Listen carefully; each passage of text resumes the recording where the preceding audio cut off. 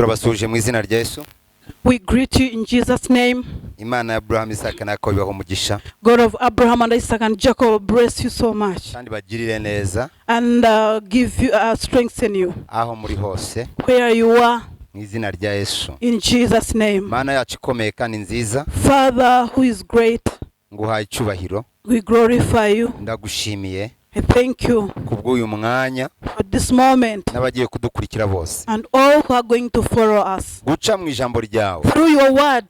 ubuzima bwabo ntibusigare nk'uko bwari bumeze, Let their life not be the same again. bakira ibyaha, Let be healed from the sins. bakira indwara, Let be healed from the diseases. Imana ibabohore, Let God restore them. amahoro adasanzwe aze mu mitima yanyu, The peace of God be in your hearts. ubuntu bw'Imana bubane namwe And the kindness of God be upon you. aho mukurikira muherereye hose, Where you are following us as you are, ubuzima bwawe ntibusigare nk'uko bwari bumeze mu izina rya Yesu. let your life never be the same again. Turagusengeye We pray for you ngo igihe uza kubukurikirana izi nyigisho, that as you are going to follow these teachings, ubuzima bwawe your life buhinduke rwose, be changed Imana iguha ubuhamya bushya and God give you a new testimonies. muri uyu mwaka 2021, In this year of 2021, aho ijambo ry'Imana riguye where the word of God is, ntabwo hasigara nk'uko hari hameze. it will never be the same again. Reka rero Imana igutware ku rundi rwego, Let God take you to another level ikwagure, and enlarge you kugirire neza, and be good to you. ijambo ry'Imana And the word of God rikuremera ubuzima bushya, create a new life in you. rikureho ibya kera bishaje mu buzima bwawe, Remove the old things in your life. rireme ibintu bishya, Create new things. rikora ibikomeye n'ibihambaye, Do great things and wonders. ikiza indwara zidakira mu buzima bwawe, Heal the diseases which has been chronic rikuremere amateka mashya and create a new movement uyu mwaka utarashira, before this year ends. mu izina rya Yesu Kristo In wa Nazareti. Jesus' mighty name. Amen. Amen. Hallelujah. Hallelujah. Ndashaka muri uyu mwanya I want this moment. kugira ngo tuvuge hejuru yo kurwanirira ibyacu, We are going to talk about fighting of ours, intambara y'umwuka. the spiritual war. Tugeze mu bihe bikomeye by'intambara y'umwuka, We are in a time of spiritual warrior. tugize mu bihe bitoroshye, It's hard time. bikeneye ko abakristo bahaguruka It needs the Christian to stand up bakarwana mu buryo bw'umwuka. and start to fight in the spiritual. Bibiliya iravuga ngo The Bible says that nubwo intwaro zacu zitameze nk'iz'abantu, even if our vessels are not like the men, ariko but zifite imbaraga is very strong zo gusenya ibihome to destroy no kubikubita hasi. and pull it down. Ndimo ndibaza I think of myself muri iyi minsi ya none for this in these days imeze gutya, which are like this. abantu batakiva mu rugo. People are not coming out of their houses. Ese birashoboka Is it possible ko abantu baba bacyuzura umwuka wera, that the people can be filled by the Holy Spirit abantu batagisohoka mu rugo? when the people are not coming out of their Ese houses? birashoboka Is it ko possible Imana yaba ikivugana nabo? when God speaking to his people again? Ndimo ndibaza muri iki gihe I think of myself imirimo ya benshi yahagaze, when the many jobs has stopped, yari babeshejeho, which was making them to be alive, to walk. barakizera Imana nk'aho nizima. Are you still believing God is alive? Ese muri ibi bihe In these days, by'umwijima bimeze gutya, darkness days, abantu baracyafite rwa rukundo rw'Imana? are the people of God have the love of God in their lives? Aha hantu ndabonamo ubwenge buhanitse bw'umwanzi. I see the very hard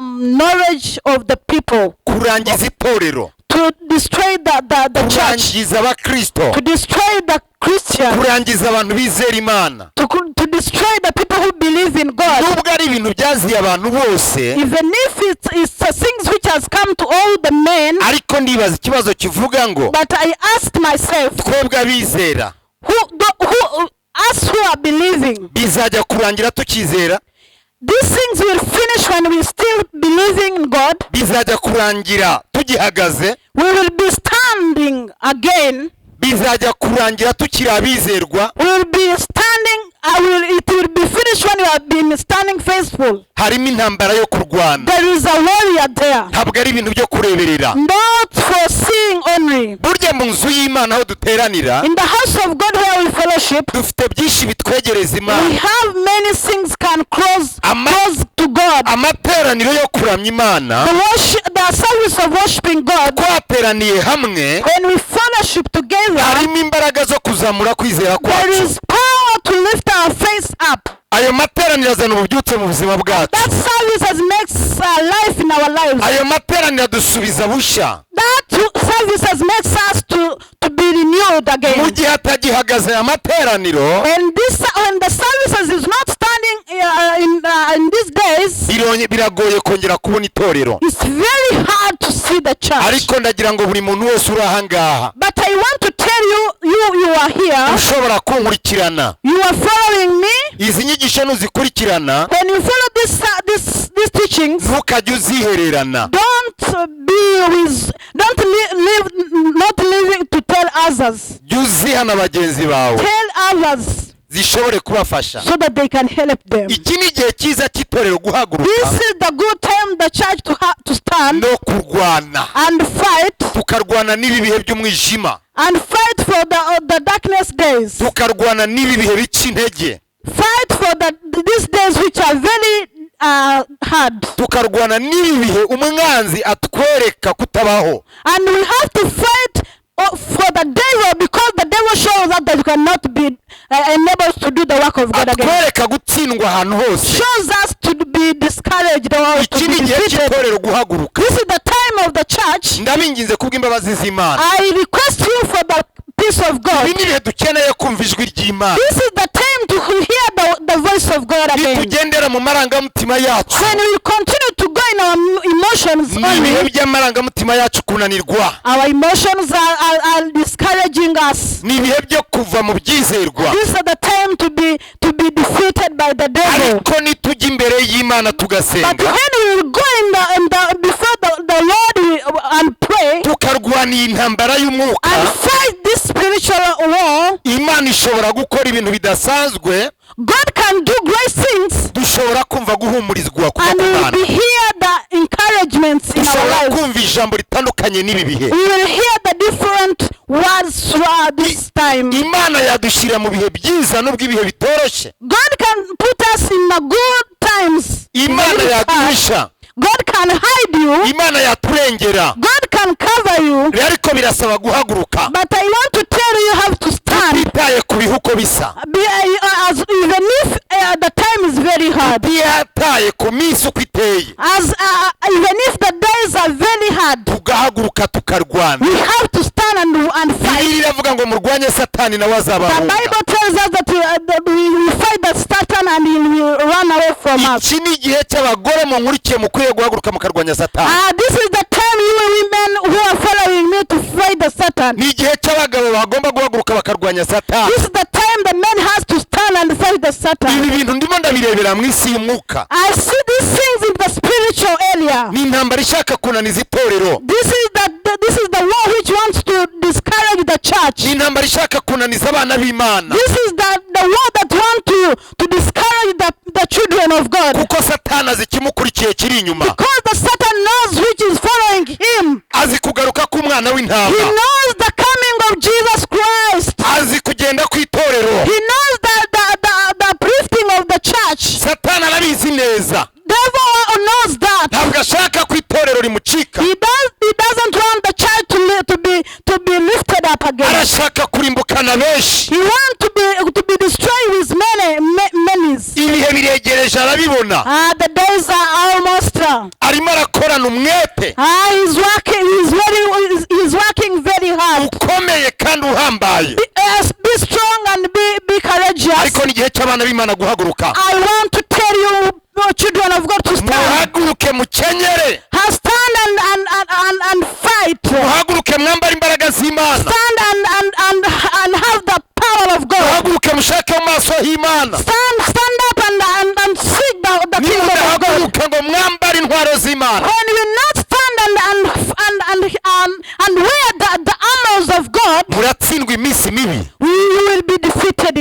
niyo time. minsi mibi Bibiliya ivuga. This is the hard time the Bible speaks about. Iravuga ngo mutware intwaro zose z'Imana The Bible says, wear all the armor of God, kugira ngo mushobore guhagarara mudatsinzwe so that you can stand without to be defeated. n'uburiganya bwa Satani. With the liars of the Satan. COVID-19 COVID-19 irimo uburiganya bwa Satani. has the liars of the devil. Hallelujah. Hallelujah. Irimo uburiganya bwa Satani It bukabije. has the liars of the Satan. Irimo ubwenge bwihishe. There is the cheating of the Satan. Ntawe uri bushobore gutsinda iki kinyoma kiri muri COVID No one will defeat this liar in this cya COVID-19 Satani of Satan nadasenga. when we not pray. Bizahora bihindura ishusho, It will continue changing itself. bizahora bihindura uburyo. It will change its ways. Ni urufatiro umwanzi yashinze. This is the foundation the devil has raised up. Ukeneye abagore n'abagabo He needs men and women of bari God guhaguruke so bakarusenya, that they can stand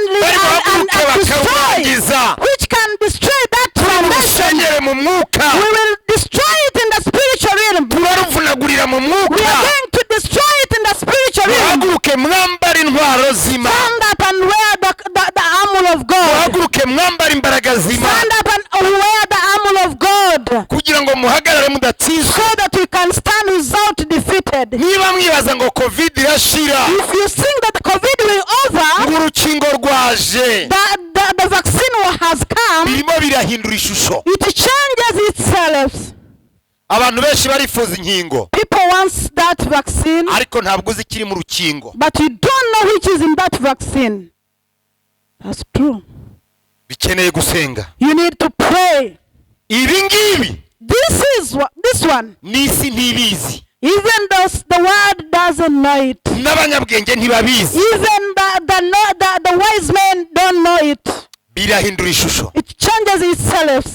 birahindura uburyo. It changes its ways. Bikeneye abantu bari buhaguruke bagasenga. It needs people who will stand and pray. Nta mikino ihari hano, No jokes here. ni uguhaguruka tugasenga. Stand, we have to stand and Bibiliya pray. iravuga ngo murwanye Satani nawe The azabahunga. Bible says that you fight the Satan and it will run away Ntabwo ari from igihe us. cyo kuba mu rugo gusa This is not the time of being in your house no only gukorera siporo gusa. and do the sports or the Oya, practice in your house. Bibiliya iravuga ngo abazi Imana yabo The bazakomera. Bible says that who knows their God, they will stand. Intambara yacu ntabwo ari nk'iy'abantu, Our armor not strike from men, ariko imbere y'Imana ifite imbaraga. but before God it has power. Gusenya ibihome no kubikubita hasi. Destroy and the worker of the devil. Kuva navuka From the day which I born, ntabwo ndabona ikigeragezo itorero ririmo nk'uyu munsi. I have never seen the temptation the church is in like today. Kuva namenya Imana From the days I have known my God, ntabwo ibi ndabibonaho, I have never seen this. ntabwo ndabyumvaho. I have never heard this. Ibi niyo byakomeraga, When the things was hard, ahubwo abantu barahagurukaga bagasenga, people would stand and pray, bagatabaza Imana. cry to their God. Barahagurukaga bagasenga, They could stand and pray bakarwanya and Satani. fight the Satan. None indirimbo yabaye imwe. But the song now is one. Corona, It says Corona, Corona, Corona, Corona, Corona, urukingo Corona, the vaccine Corona, urukingo Corona. the vaccine of Corona. Igihe cy'itorero gusenga. This is the time of the church to Ibi pray. bihishwe ubwenge bw'abanyabwenge, This one has been hidden of the byashobora wise men, guhishurwa but it n'Imana. can be revealed by God only. Ntabwo ari igihe cyo kurya, This is not the time of eating. ntabwo ari igihe cyo kuryama, This is not the time of sleeping. ni igihe cyo kujya imbere y'icyumba cyawe It's the time of being in your room ugasasaho ikirago, and put your mat. ukava kuri matora, Come out of your mattress. ukaryama imbere y'igitanda, Be on your bed before your bed ukaborogera Imana. and cry to God. Haleluya, Hallelujah. ukaborogera Imana, Cry to God. ugatakambira Imana. Cry to God. Haleluya, Hallelujah. ndashima Imana, I thank God. ndashima Imana. I thank God Muri iki gihe cya none for this time. ntabwo icyari igihe This is not the time cyo of guhinduranya ibyo kunywa n'ibyo kurya. changing foods and drinkings. Niba wowe ubifite, If you think that you ni have igihe cyo them, kubireka, this is the time to leave them tugasenga, and pray ugasengera ibi bihe and pray this ukabaza moment Imana ibi bihe and ask God Imana about this igasobanura ibi time. bihe bisobanye And God can explain to Imana us ikagira this icyo time ikora so that God can do something to these days. n'abatubwira kuguma mu rugo Those who tell us to be in our houses, ntibazi igihe tuzamaramo. they don't know the time we will be in those houses. Niba batazi igihe tuzamaramo If they don't know the days, nta buhanga bafite kuri ibi. so they are not acknowledging, or they don't know about it. Bihindura ishusho, It changes itself. bihindura uburyo. It changes its ways. Twakiriye corona kuva mu mahanga, We have received corona from abroad. ntituzi aho yaturutse. We don't know where it came from. Buri muntu abyita uko ashaka, But everyone name it as the way how he wants. ariko ikigaragara But which is near, harimo ubwenge buhishe. there is a trick of the Satan. Ubu bwenge buhishe These tricks, nta wundi wabuhishura no one can show it or reveal it. keretse itorero. Only a church. Harimo imbaraga There is power zo gusenya itorero to destroy the church no kurangiza kwizera and finish the faces n'urukundo rw'Imana mu and the bantu. love of God in the people of God. Haleluya, Hallelujah. haleluya. Hallelujah. Iki ni igihe cyo kwambara imbaraga. This is the time to be encouraged, to Kenyere kigabo, have power. Just be strong. mukwete inkweto zanyu, Wear your shoes well, mwambare ingofero zanyu, and wear your hat well, mwambare imyambaro y'intambara. and wear the armor, the clothes of the armor. Ibi bihe birakomeye This is the hard time, kandi isi and the world, ntabwo ifite igisubizo cy'ibi bihe. they don't know about it. Imana niyo ifite igisubizo cy'ibi bihe. Only God is the one who knows. Ngo nimunabaze The word says that call on me, nanjye ndabatabara, I will answer you, ndabereka ibikomeye I will show you kandi biruhije the things which are very hard, mwebwe mutashobora. which you cannot understand, Ibyo mutashobora which you cannot be able to do. nimumpamagare Just call God, nze mbyivangemo. I will come and Ibyo intervene. mutashobora Which you cannot do, nimunabaze just call upon me, nanjye ndabatabara. I will help you. Reka mbabwire I want to tell you, munyumve, hear me, ntabwo ibi ngibi this one biri burangizwe n'abana b'abantu.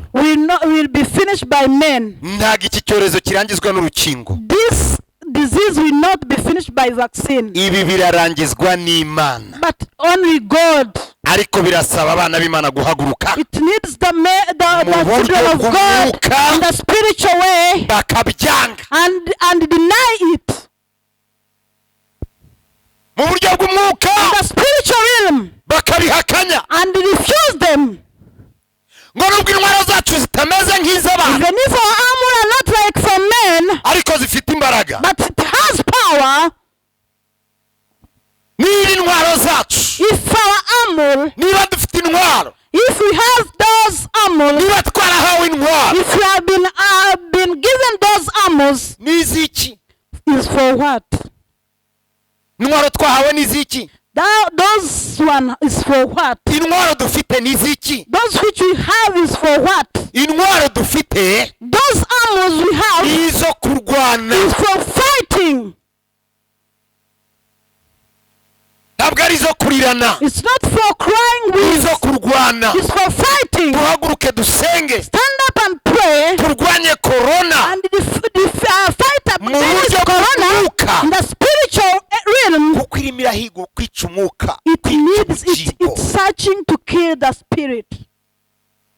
Ndimo ndibaza I ask myself uyu munsi wa none, today, itorero ritagisenga, the church when it's not praying, itorero ritagiterana, the church which is not gathering together, rigeze he rirangira? where is it now? Rigeze he rishiraho? Where it has reached now? Abizera bageze he barangira? Where the Christian and believers has reached to be finished? Itorero rirakomeye, Is the church strong? itorero rifite imbaraga, Is the church strong? itorero rifite intwaro, Is the church have those itorero armor? ririmo rirarwana, Is the church fighting? itorero ririmo riranga kugwa, Is the church itorero ririmo riranga denying to be gutakaza down? imbaraga, Is the church denying to be down and be itorero discouraged?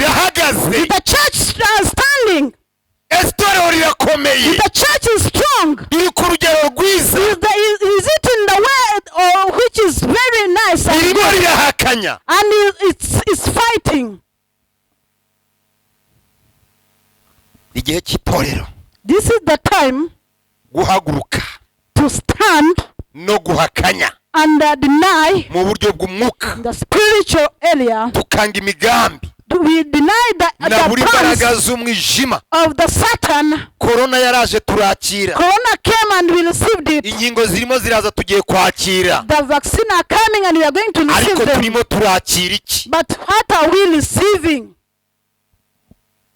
Bakozi b'Imana, Servants of God, bwoko bw'Imana, children of God, torero ry'Imana, church of God. ni iki Imana irimo kuvugana nawe muri bibi? What the Spirit speaking to you right now. Haleluya. Amen. Imana irimo iravugana nanjye, God is speaking to me. buri muntu wese nahaguruke Everybody stand up dusenge, and pray duhakanye, and deny twange, and refuse tuvuguruze and destroy mu buryo bw'umwuka. in the spiritual. Biravuga ngo The Bible says icyo that tuzahambira mu isi what will close mu ijuru kizaba our gihambiriye, in the heaven it will be bound, icyo tuzahambira mu ijuru which will bound in heaven. no mu isi kizaba Even gihambiriye. the earth will be bound. Mureke duhaguruke Let us stand up turangize, and destroy dukureho, and remove tumenagure, and dusenye, destroy. twambare imbaraga, Be courageous. duhaguruke, We stand up twange twemera, and deny and allow the twange spirit. kwemera gupfa gutyo. We don't have to allow to die like that. Just like Ndababwiza ukuri, that. I want to tell you that niduhamagara when we call Imana our God ishobora kuvunagura, is going to destroy, ishobora kurangiza is going to remove umugambi mubisha every power of iwihereye the aho Satan. wakomotse. That's where it came from. Nibyo It's true. kwigisha abantu gukaraba, Teaching people to wash their hands nibyo is true. kwigisha abantu kwambara agapfukamunwa, Teach people to wear the masks. nibyo It's nice. kwigisha abantu kugira intera hagati y'umuntu n'undi, Teaching people to have distances ariko ntabwo between bihagije, two people. But that is not enough. ntabwo birangiza n'ikibazo. That's not finishing the problem. Cyashobora kurangiza iki kibazo Which gusa can finish this problem? ni Imana, Only God. ni Imana. It's only God. Imana ishobora kwica inzira z'umwanzi zose. God can kill every way of the Satan. Yari yafunguye ku bantu. Has been open to the people. Hari amagambo y'Imana nahoze nsoma hano mu bami ba kabiri. There is word of God which I was reading in the first king. Benihadadi yendereza Ahabu, Benihadad was igice cya mbere. was trying to go to the house of Ahab. Benihadadi Benihadad, yari umwami udasanzwe, he was a king which is very yari special. afite ingabo nyinshi, He had many armor. yari afite imbaraga, He had power and energy. yari afite intwaro z'intambara He zihambaye, had many armors and all the uses of the war. yendereza mugenzi we. But he joked to his king. Yari amuziho intege nkeya, He knew that he's very discouraged. amutuma aramubwira ati Benihadadi, He asked Ben-Hadad, buri kintu cyose everything kiri mu gihugu cyawe in your country icy'agaciro, which is very priceful, icy'akamaro, which is very useful, igisa neza, which is looking good, inka zawe nziza, and good cows, ifeza zawe, your silver, izahabu your zawe, gold, abagore bawe, your women, abana bawe, your children, buri cyiza all cyose the good kiri things mu gihugu cyawe which is in your country. ndagikeneye, I need it. ndagishaka, I need it. kizi wanjye, I want them to come in my parish. kandi nutabikora When you will not do it, urabona icyo ndi bugukorere. you will see which I will do for you. Agira ubwoba bukabije, He interfered him. aratinya, He feared very well. asubiza abagaragu be, And he answered his servants. arababwira ati mugende mubwire databuja He told him that you go to tell my servant, ngo ibyo usabye byose arabyemeye. which you have been asked me, I have allowed them to you. Arongera aragaruka And he came again. aramubwira ngo si iby'igiciro gusa, It's not for the price which is very expensive only, n'abagore bawe even your women, n'icyiza kiri mu bagaragu bawe even good things which are in your women, kunejeje cyose which can please you, kibahe bakizane, give them to bring it to me. ntihagire ikintu na kimwe gisigara. Nothing will left there. bantu b'Imana, People of God, satani aduhagurukiye ate muri iki gihe? Satan has stand up to fight us. ntabwo uyu munsi Today, aho ndi where am I? ariho nakabaye ndi, Where I have to be. ntabwo ibyo nkora aribyo byakabaye aribyo nkora. Which I'm doing is not which I have umwaka ushize to do. wose All the year, last year, wari impfabusa. was useless to me. umwaka uyu utangiye wose This year which has started, tuwutangire mu minsi y'impfabusa. we have started it in useless ntabwo way. twakomeza kubyemera, We will not continue to allow it. ntabwo twakomeza gukomera We satani will not amashyi. continue to crap to the igihe devil. kirageze ko dusenga. This is the time to pray. kitambitse muri iki kintu cyose Which is scribe, which is kikagwa hasi. let it be done in Jesus' name. ariko umuntu apfa kangahe? How a human being dies? How many?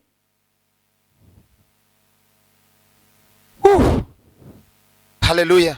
Hallelujah. ubu twese aho turi, All of us as we are here, abantu bategereje leta ngo ibabesheho.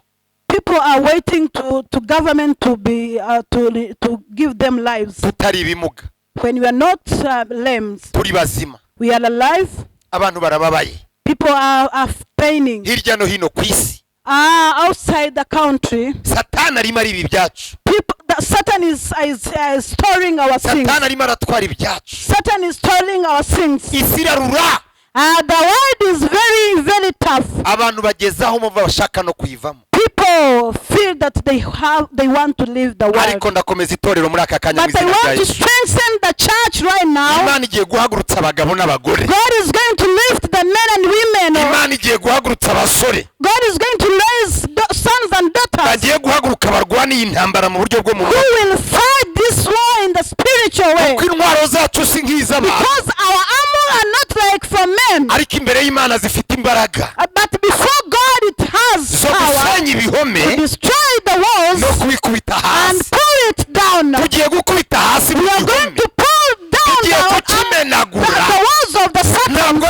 to be ntabwo itorero dukwiriye down. gushwanyagurika, The church will never allow ntabwo to itorero be rikwiriye gusubira mu rugo, The church will never allow to be in ntabwo the itorero houses. rikwiriye kunanirwa. The church will never be igihe destroyed. cy'itorero guhaguruka This is the time to be standing rigashwanyaguza and rigasenya destroy and rikamenagura rigakuraho. pull down the worker of the Satan. Oh my God, remo shakata ya manda. Jesus Christ. ni igihe cy'itorero This guhaguruka, is the time of the ntabwo ari church. igihe cy'itorero kurira, This is not the ni time of igihe cyo crying. guhaguruka na za This ntwaro. is the time to stand with those armors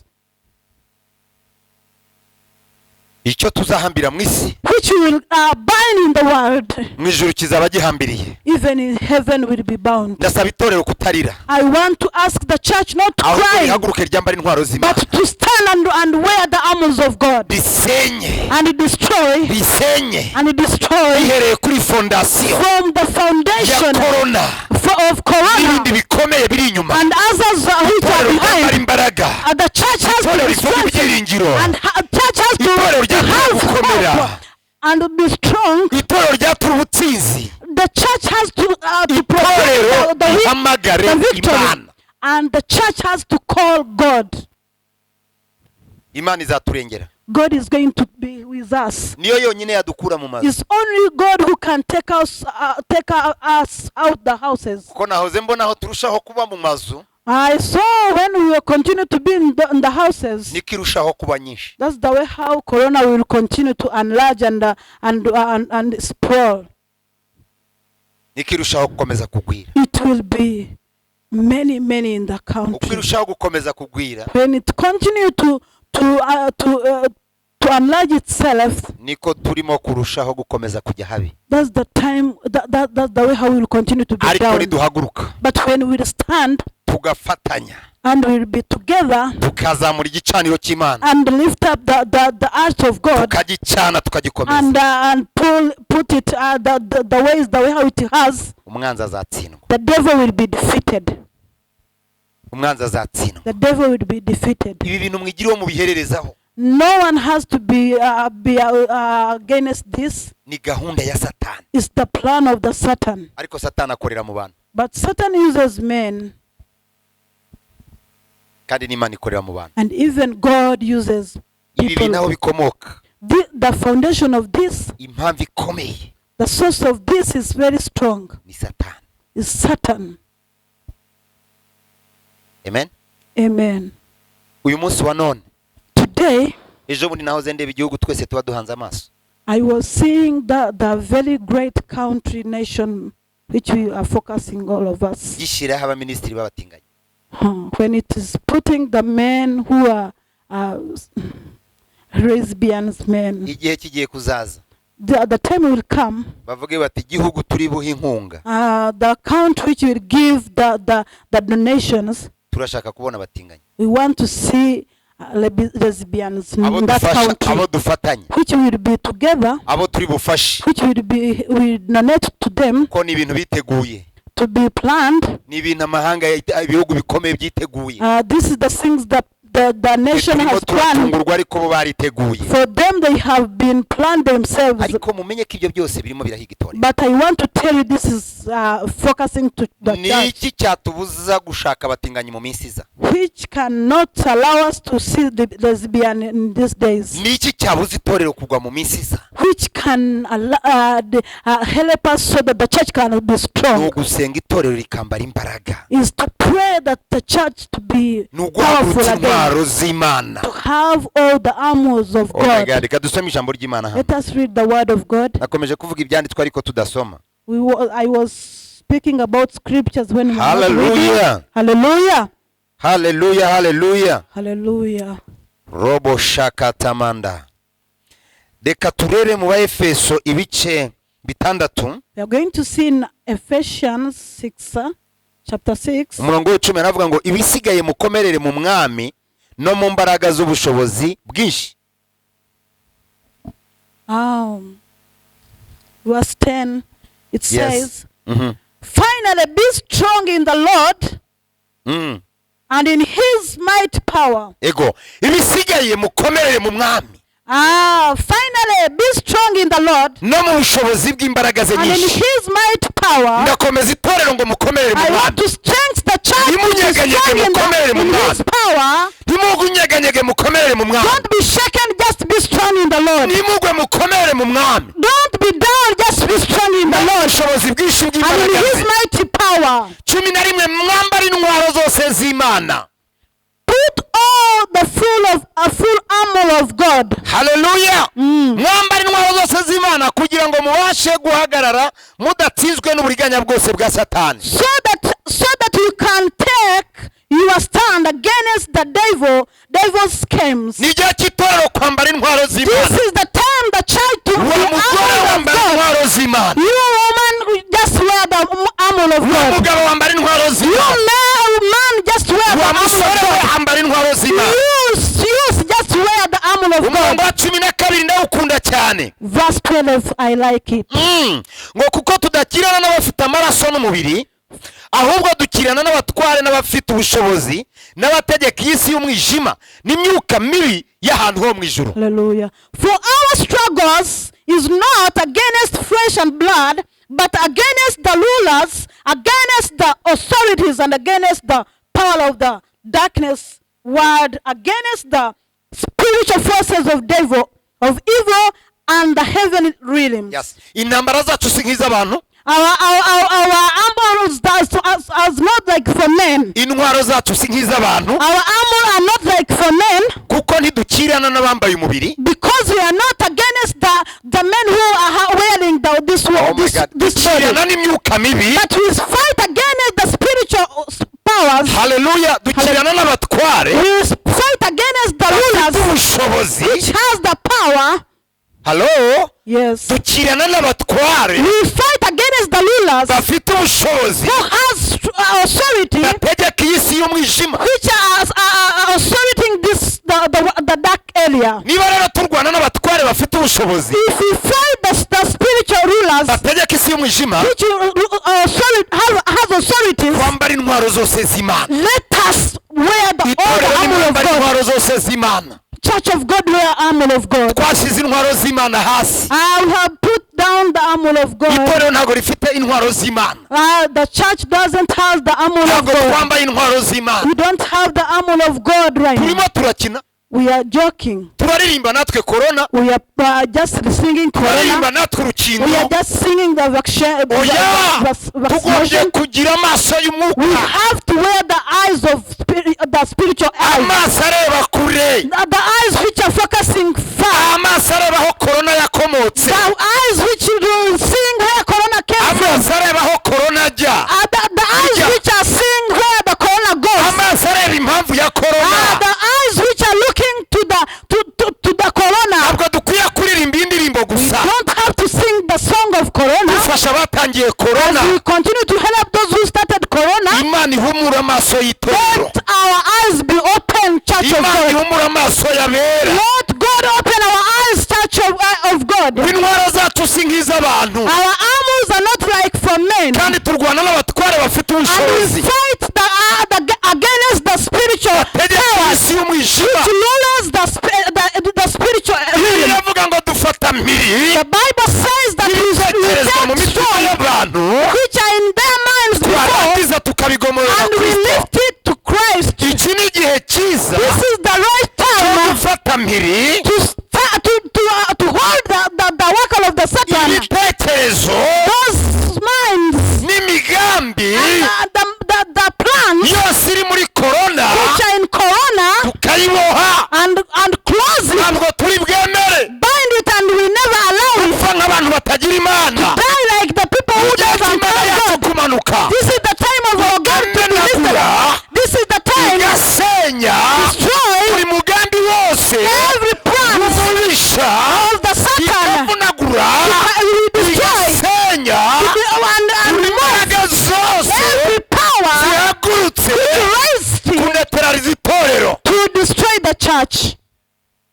ntabwo turi bwemere. I will never allow that. ni igihe cy'itorero, This is the time of the church. ndabakangurira aho muri hose, I want to tell you, Church of God, mwambaye where you are. intwaro z'imana. Wear all the armors of ku God. murongo wa 13 A certain verse, haravuga ngo it says, nuko rero mutware intwaro zose z'imana kugira ngo mubashe gukomera ku munsi mubi, kandi murangije byose mubashe guhagarara mudatsinzwe. therefore put all on the full armor of God, so that when the days of evil comes, you may be able to stand your ground. ntabwo bishoboka It cannot be possible ko watsinda to defeat utarwanye. when you have not fighted. nutarwana When you not fight, umwanzi azagufata mpiri, the devil will scam you, azakwica, will kill you, azakubabaza, will pain you, azarimbura ubugingo bwawe. will destroy your life. kutarwana kwawe When you're not fighting, ni igihombo kuri wowe. it's your lose. imana God ntabwo ijya ihagarara inyuma y'umuntu utahagurutse, will never stand with you when you never standing up. ntabwo bijya bibaho. It's possible. nta ntutegereze ko imana And don't wait God izahagarara inyuma yawe utarwanye. to stand with you when you have not standing up niyo to mpamvu fight. ijambo ry'imana ritubwiye ngo That's why the word of God tells us twara that intwaro zose to z'imana. carry all the armor of God. kuki ijambo ry'imana ridusabye gutwara intwaro z'imana? Why the word of God asking us ni to ukugira carry ngo the armor of dushobore God kurwana, so that we can fight. kandi niduhaguruka tukarwana When we standing up and fight, tuzatsinda, we will defeat. tuzatsinda. We will defeat. ariko ntabwo tuzatsinda tutarwanye. We will not defeat the Satan when we are not fighting. 14 aravuga ngo Verse 14 says that. muhagarare mushikamye.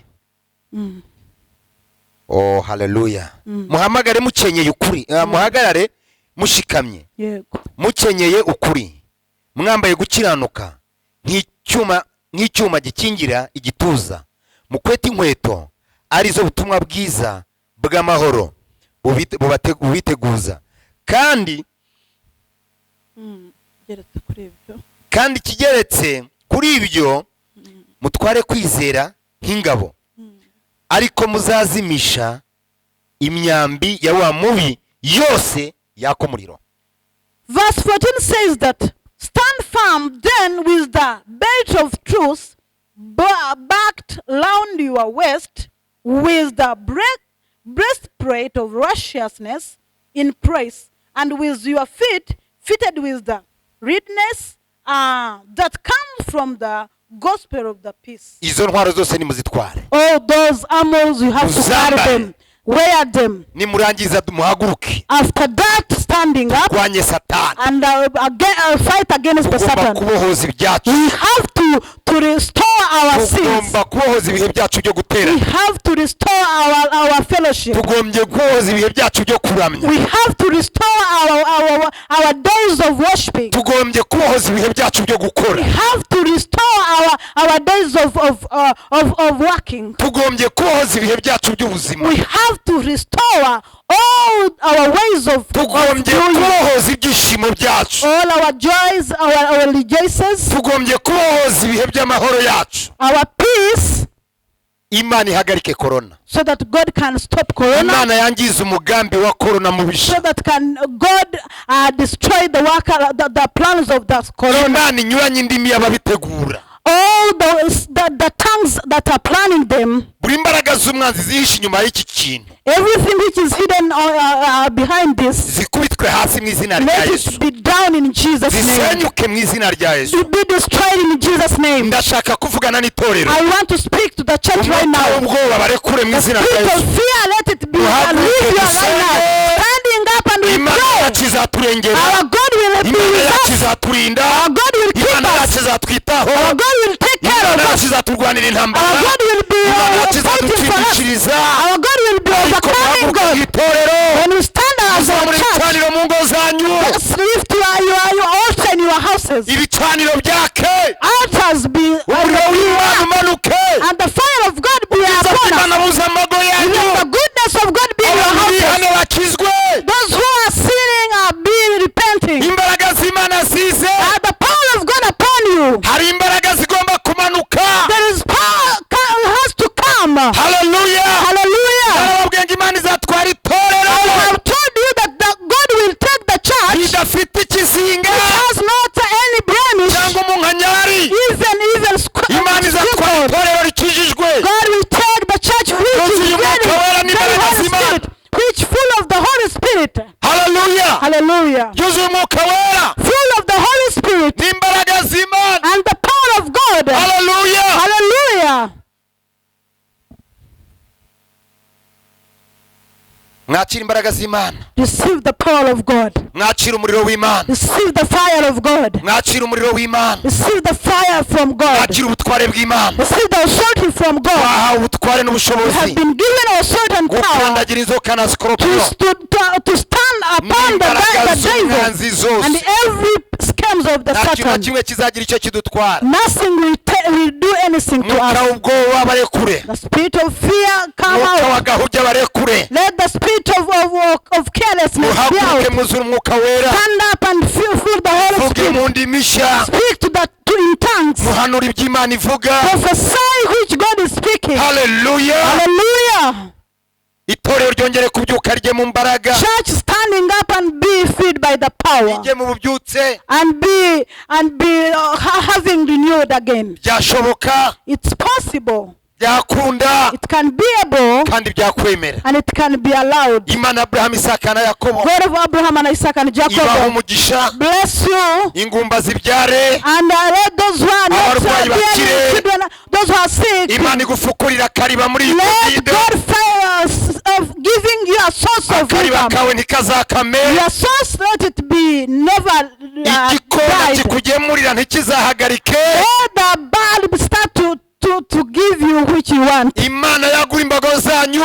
God enlarge Imana your ibabwiriza territory. amashimwe. God give you thanksgiving. Imana ibagirire neza. Let God enables you. Imana ivana indwara hagati muri mwe. God remove the diseases in the Imana midst of you. ibakize za covid cumi God n'icyenda. heal you COVID-19. Imana ibarinde kuzandura. God don't allow it in your life to be Imana having izandura corona. abana banyu. God lift your children. Mwuka w'Imana amanukira urubyaro The rwanyu. Holy Spirit fill your Imbaraga children. z'Imana zimanukira abana The banyu. power of God be upon you. Mwo kugwira mu mago yanyu. You will never be houses. muyahagurukiremo But standing up in your houses. izina rya Yesu Kristo w'i In Nazareti. Jesus' mighty name. urakoze nyakurama, Thank you, Jesus. wakoze imirimo ikomeye Thank you because you have done kandi great ukoze things. imirimo And ihambaye. you have did great things. ishimwe n'ikuzo n'icyubahiro n'ibyaha Thanks and giving none belongs to n'iteka you, ryose now forevermore. izina rya In Yesu. Jesus' name. Amen. Amen. Amen. Amen. Amen. Amen. Imana ibiteho muri byose God take care of you in all izina things. rya Yesu. In Jesus' mighty name. Amen. Amen.